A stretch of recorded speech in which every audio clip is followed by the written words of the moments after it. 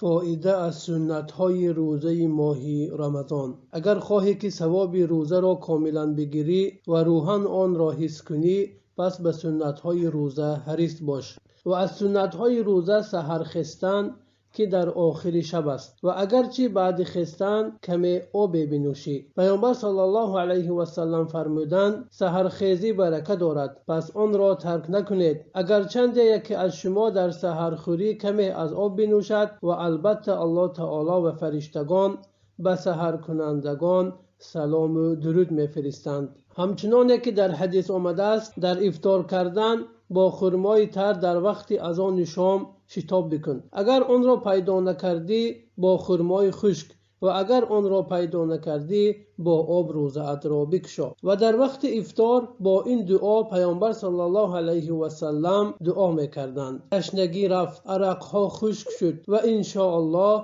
اجر و ثواب حاصل گردید. و یکی از سنت های روزه افطار دادن روزه‌داران است. در حدیث آمده است شخصی که روزه‌دار را افطار می‌دهد از آن چیزی کم نکرده برای افطار دهنده اجر و ثواب داده می شود. و دیگر سنت روزه ماه رمضان این عمره کردن در این ماه مبارک است. پیامبر صلی الله علیه و سلم فرمودند در رمضان عمره کردن برابری حج کردن است. همچنین ما باید در روز رمضان با دعا، قرائت قرآن و همه عبادت هایی که ما را به الله نزدیک میکند مشغول باشیم.